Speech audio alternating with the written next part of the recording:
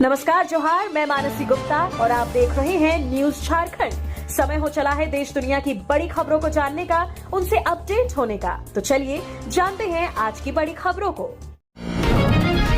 सरकारी नौकरी intelligence bureau में 3,717 पदों पर भर्ती के लिए आज से शुरू आवेदन। ग्रेजुएट्स करें apply. Ministry of home affairs की ओर से इंटेलिजेंस ब्यूरो में assistant central intelligence officer grade 2 के पदों पर भर्ती निकाली है। इस भर्ती का शॉर्ट नोटिफिकेशन जारी किया गया है। आवेदन प्रक्रिया 19 जुलाई यानी आज से शुरू हो रही है। उम्मीदवार ऑफिशियल वेबसाइट mha.gov.in पर जाकर अप्लाई कर सकते हैं। पुल की रेलिंग से कार टकराई, 4 दोस्त जिंदा जले। छत्तीसगढ़ के कांकेर में NH30 पर हादसा। पुल निर्माण के चलते डाइवर्ट थी सड़क। छत्तीसगढ़ के कांकेर जिले के आतुर गांव में एक कार पुल से जा टकराई। हादसे में 4 दोस्त जिंदा जल गए। 18 जुलाई की रात 1 बजे नेशनल हाईवे 30 पर यह हादसा हुआ। स्विफ्ट डिजायर कार में 6 युवक सवार थे। इनमें 2 की हालत गंभीर बनी हुई है। मामला कोतवाली थाना क्षेत्र का है। बताया जा रहा है सभी मूर वैन से कांकेर की तरफ जा रहे थे। आतुर गांव के पास पुल निर्माण के कारण सड़क डाइवर्ट की गई है। तेज रफ्तार के कारण ड्राइवर कार को नियंत्रित नहीं कर सका और पुल की रेलिंग से टकरा गई। टक्कर के बाद कार में आग लग गई। वहीं युवकों के नशे में होने की भी बात सामने आई है। Ahmedabad plane crash, media report सिर्फ अटकलें। अमेरिकी अधिकारी बोली भारत को पूरी जांच करने दें। वॉल स्ट्रीट ने पायलट को जिम्मेदार माना था। अहमदाबाद प्लेन क्रैश पर सामने आई मीडिया रिपोर्ट्स को लेकर अमेरिकी एजेंसी ने सावधान रहने की सलाह दी है। US national transportation safety board की अध्यक्ष जेनिफर होमेंटी ने कहा जो बातें सामने आई हैं वो सिर्फ अटकलें लगाने वाली हैं।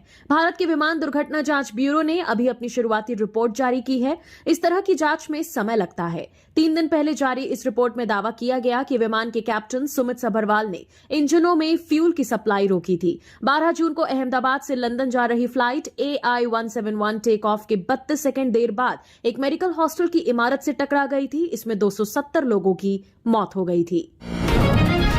अजमेर में भारी बारिश, घरों में पानी भरा, लोग बहे। 6 जिलों में स्कूल बंद। 4 दिन में 23 की मौत। यूपी के काशी में 30,000 घर डेंजर जोन में।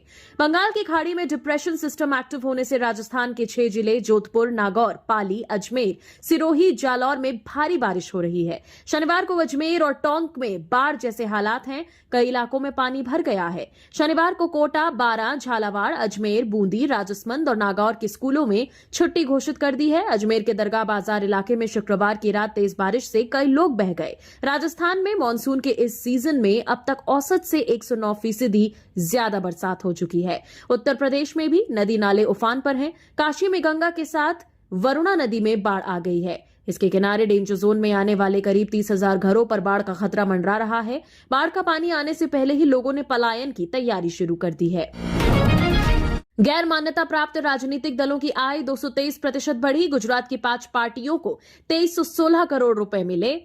2022-23 के आंकड़ों पर ADR की रिपोर्ट। देश में नाम मात्र के वोट पाने वाले रजिस्टर्ड गैर मान्यता प्राप्त राजनीतिक पार्टियों की आय 2022-23 में 223% बढ़ गई। ये जानकारी एसोसिएशन फॉर डेमोक्रेटिक रिफॉर्म्स की रिपोर्ट में सामने आई है। रिपोर्ट के मुताबिक देश में 2764 गैर मान्यता प्राप्त पार्टियां हैं। इनमें से 73% से ज्यादा ने अपना फाइनेंशियल रिकॉर्ड सार्वजनिक ही नहीं किया है। बाकी 739 रजिस्टर्ड गैर मान्यता प्राप्त पार्टियों ने अपना रिकॉर्ड साझा किया है। रिपोर्ट में इन्हीं पार्टियों का एनालिसिस किया गया है और रिपोर्ट से पता चलता है कि गुजरात की ऐसी 5 पार्टियों की कुल आय 2316 करोड़ रही। इनमें एक साल की आमदनी 1158 करोड़ थी, जबकि बीते 5 सालों में हुए 3 चुनावों में इन्हें सिर्फ 22,000 वोट मिले। राजस्थान में गरीब रथ एक्सप्रेस के इंजन में लगी आग, सभी पैसेंजर्स को बाहर निकाला। अधिकारी बोले स्पीड कम कर निकाली दूसरी ट्रेनें। राजस्थान में गरीब रथ एक्सप्रेस 12,216 के इंजन में अचानक आग लग गई। हादसा शनिवार सुबह 3 बजे सेंदड़ा ब्यावर रेलवे स्टेशन से गुजरने के दौरान हुआ। आग लगने की सूचना मिलते ही अफरा तफरी मच गई। लोको पायलट को इंजन के दूसरे हिस्से में धुआं दिखाई दिया था। इसके बाद तुरंत ट्रेन को रोककर पैसेंजर्स को उतारा गया। हादसे की जानकारी तुरंत अजमेर में अधिकारियों को दी गई। वहीं दूसरी ट्रेनों को कम स्पीड से निकाला गया। पूर्व मंत्री मजीठिया की हिरासत 2 अगस्त तक बढ़ी। दिल्ली चंडीगढ़ में 200 करोड़ की बेनामी संपत्ति पर छापे। कई अकाली नेता हिरासत में। पंजाब में आय से अधिक संपत्ति के मामले में गिरफ्तार शिरोमणि अकाली दल के वरिष्ठ नेता और पूर्व मंत्री बिक्रम सिंह मजीठिया की न्यायिक हिरासत आज समाप्त हो गई है, जिसके चलते उन्हें मोहाली कोर्ट में पेश किया गया। कोर्ट ने मजीठिया की न्यायिक हिरासत 2 अगस्त तक बढ़ा दी है। वहीं दूसरी तरफ बिक्रम मजीठिया के खिलाफ एसआईटी और विजिलेंस विभाग की संयुक्त कार्रवाई में शुक्रवार को चंडीगढ़ दिल्ली स्थित उनके कई ठिकानों पर छापेमारी की गई। चंडीगढ़ के अलावा दिल्ली स्थित सैनिक फॉर्म में भी विजिलेंस की टीम ने रेड डाली है, जिसे मजीठिया की कथित बेनामी संपत्ति बताया जा रहा है। इसकी अनुमानित कीमत 150 से 200 करोड़ रुपए आकी गई है। रेड के दौरान तकनीकी टीम भी सबूत इकट्ठा करने में जुटी रही। मजीठिया और उनके परिवार से जुड़ी शेल कंपनियों की भी जांच हो रही है, जिनके जरिए कथित रूप से ड्रग्स मनी को घुमाया गया। कार्रवाई गवाहों के बयानों पर आधारित है। हरियाणा में दिल्ली सीएम का बर्थडे सेलिब्रेशन, सीएम सैनी ने चांदी का मुकुट पहनाया, कोथली दी। रेखा गुप्ता बोली, भाई बहन धुआं उठा देंगे। दिल्ली की सीएम रेखा गुप्ता ने हरियाणा के जिंद में स्थित पैतृक गांव नंदगढ़ में बर्थडे मनाया। उन्होंने मंच पर केक काटा। इस दौरान सीएम नायब सैनी ने उन्हें चांदी का मुकुट पहनाया। वहीं deputy speaker doctor Krishan Middha, मंत्री कृष्ण बेदी और विधायक राजकुमार गौतम ने उन्हें कोथली दी। इससे पहले दोनों सीएम ने जुलाना में अग्रसेन भवन का उद्घाटन किया। इसके बाद सीएम नायब सैनी ने कहा, ये हमारी बेटी सीएम रेखा गुप्ता का पूरा जीवन राष्ट्र को समर्पित रहा है। इन्होंने संगठन के साथ रहकर देश हित में काम किया है। सीएम सैनी ने आगे कहा, मुझे खुशी है कि दिल्ली की सीएम एक साधारण परिवार से आती हैं।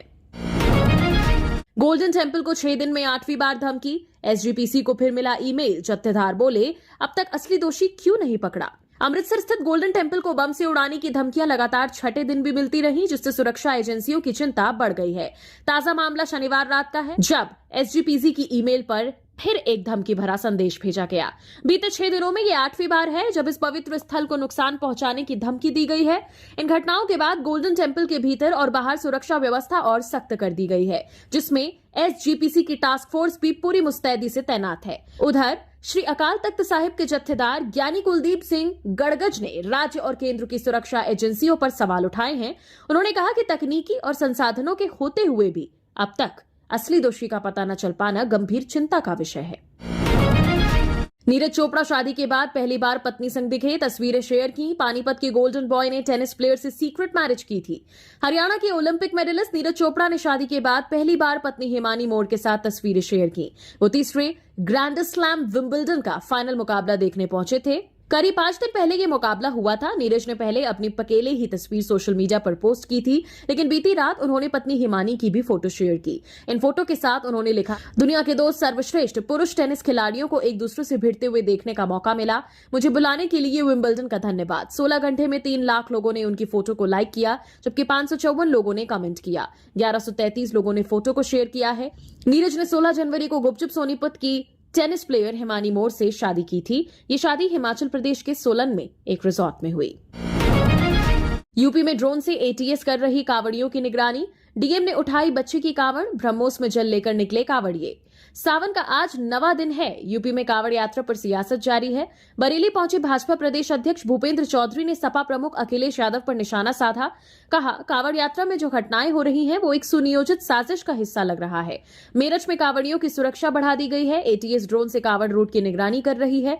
सादी वर्दी में भी पुलिसकर्मी तैनात हैं। दिल्ली के 2 कांवड़ियों मनीष और भोला ने ब्रह्मोस मिसाइल की कांवड़ बनाई। वो अभी हरिद्वार से गंगा जल लेकर मेरठ पहुंचे हैं। पहलगाम आतंकी हमले में मारे गए पर्यटकों को श्रद्धांजलि देने के लिए ये कांवड़ बनाई है।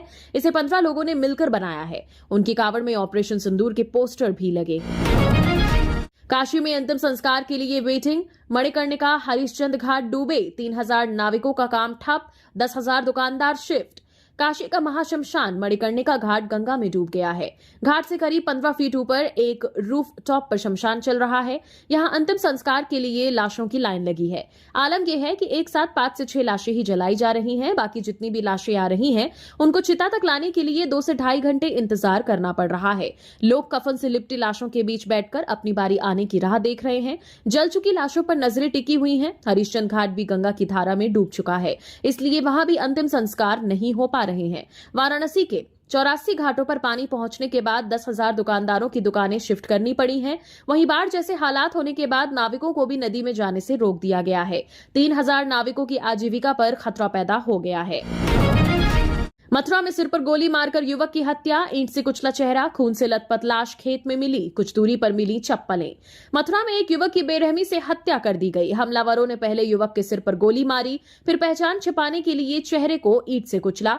खेत से गुजर रहे गांव वालों ने शव मिलने की सूचना पुलिस को दी, जिसके बाद से इलाके में सनसनी फैल गई। शव के पास में एक मोबाइल पड़ा था, जिसमें लगी फोटो से मृतक की पहचान हुई है। वहीं घटनास्थल से कुछ दूरी पर मृतक की चप्पलें भी मिली हैं। पुलिस ने मृतक के परिजनों को सूचना देकर शव को पोस्टमार्टम के लिए भेज दिया है। पिता ने मृतक बेटे के 3 दोस्तों के खिलाफ मामला दर्ज कराया है। पिता ने बताया, बेटा 3 दोस्तों के साथ काम पर निकला था, फिर घर नहीं लौटा। तीनों दोस्त भी तब से अपने घर और काम पर नहीं गए हैं। मेरे बेटे की हत्या की गई है, हमें इंसाफ चाहिए।